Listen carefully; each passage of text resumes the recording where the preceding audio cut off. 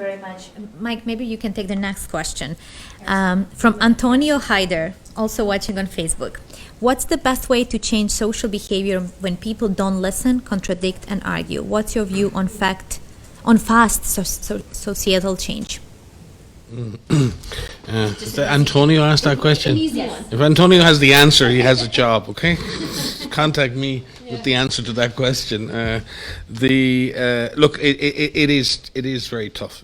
Human behavior is a wonderful thing, but it's sometimes very hard to understand what drives us. I think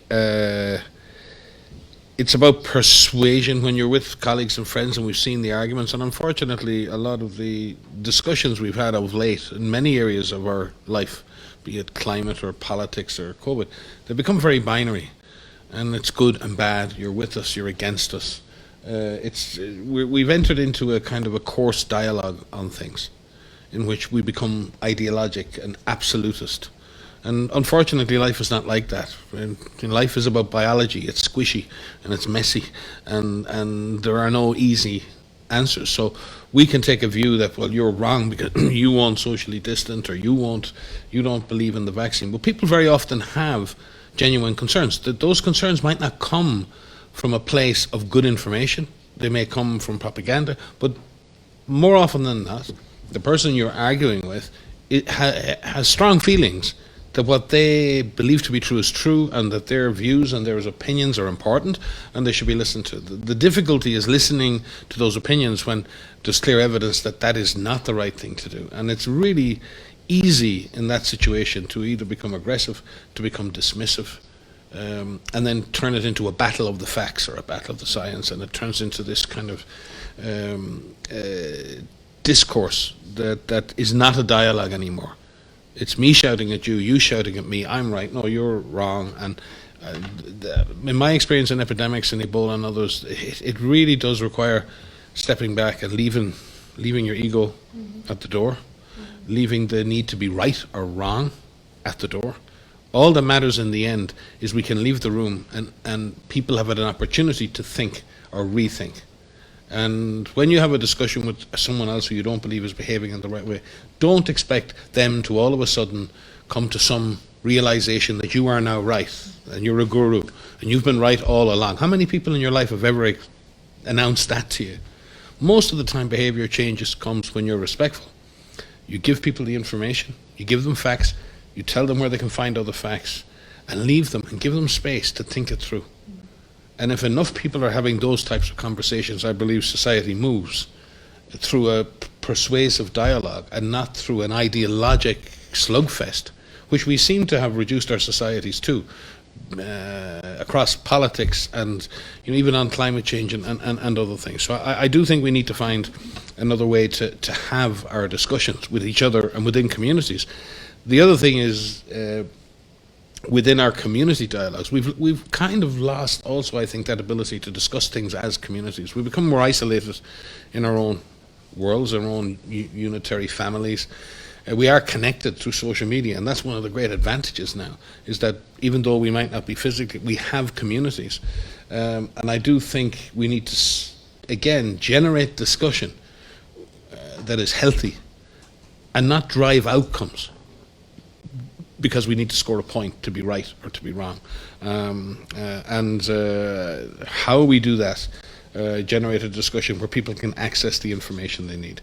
The other thing, and I know you deal with this all the time, Alex, in the work you do with the team here, I don't believe we should go after the bad messengers, we go after the message, not the messengers, and I know you've been a great proponent of that here. Getting good information out. It's like a vaccine against the bad information. We use a vaccine to get rid of the virus, we need good information to get rid of the bad information.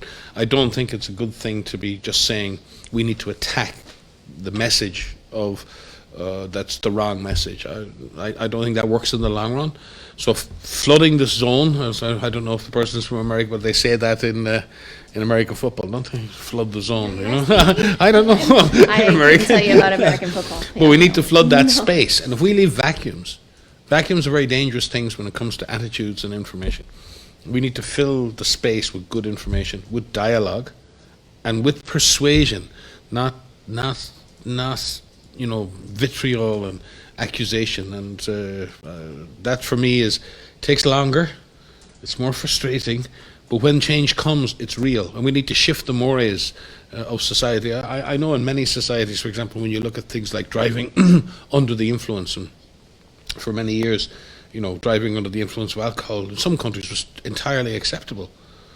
How did society change from that, where you basically could put your car keys on the bar, get drunk, and then everyone expected you to drive home, to now if you walked into a bar and even showed car keys, the bartender would probably not serve you because it would be such a shock that someone would even think?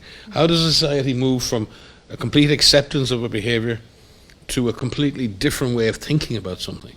And we need to think about consequence.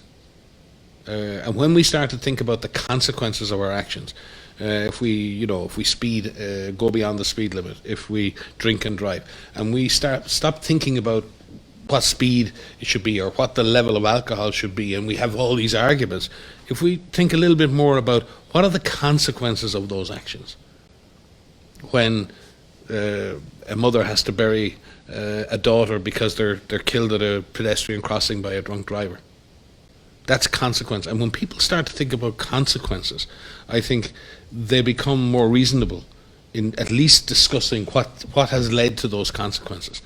When you're stuck in the mire of I'm right, you're wrong, and this is a safe level and this is not, and I think we get nowhere. And the consequences right now of people not taking care are full ICUs, people dead before their time, the long-term COVID haulers who are now struggling with long-term impacts of COVID, and more people dying than need to or should die before we get to the era of vaccination. And right now in this stretch, and I would say it's at least 4 to 6 months before we have significant levels of vaccination going on anywhere, we have to get through this. And the only way we get through this is finding a way to behave that's functional and that reduces risks and actually avoids those awful consequences. And I see it every night on TV, or we see it in the newspapers, those personal stories of the loss that people have suffered.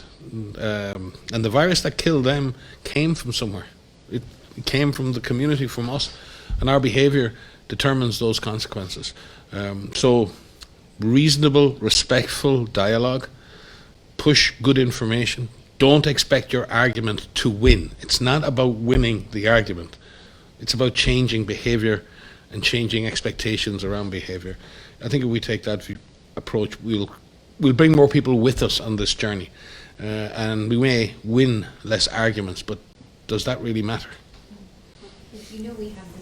We have this hashtag of in this together. Yes. And you hear us talk all the time that we're in this together. The Director General talks about this all the time. We really mean that. I mean, even in areas that have brought this under control, I think we are in this together because we live on an interconnected planet. We share the same space. We are all people. And we need this collective attitude to say we can do this. And it is important for every single one of us. I mean, it would be very hard to find someone who is not impacted by this pandemic one way or another, either directly through losing a loved one who cannot be replaced, through either knowing someone who's lost someone, losing their job, losing the certainty of a young person, who's graduating high school and what am I going to do in my college, to I don't know anyone that isn't impacted by this. And so these individuals, we all have stories, we all have something to contribute, but this is a serious disease. This can kill. This is killing people. But at the same time, there's so much that we can do to prevent that from happening.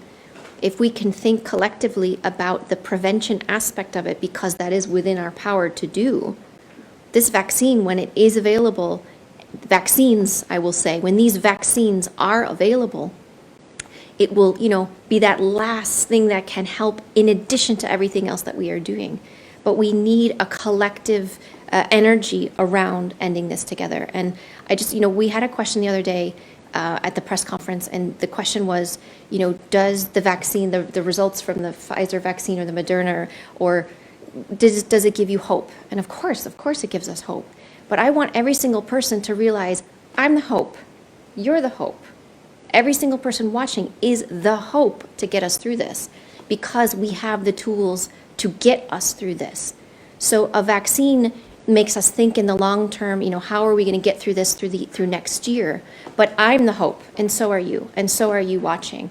And we all need to come together to be able to do this. And that is this rainbow that my son draws, all of us that's what we need to think. And I know that days are very hard. We've all had very difficult weeks, and for me in particular, the last couple of weeks have been really difficult.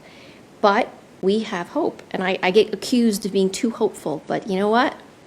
I will carry that with me every single day, because we have amazing teams that are working all over the world. There are frontline workers that get out of bed every day, that are putting themselves at risk. We have people who are canceling family gatherings, who are canceling my son's birthday, except we did 5 hours of Zoom birthday and made fools of ourselves and danced on camera. But that's a little sacrifice to make if we can contribute to ending this pandemic. What are the sacrifices that you can make? We have many holidays that are coming up towards the end of the year, and more than anything, we want to be with our families, and we don't want to be just with our immediate families, and some of us may not be with our immediate families. We want to be with our extended families. Maybe it's just not the year to do that, and that's a really hard thing to say.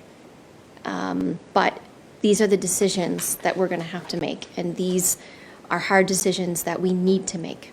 So, thank you very much, Maria.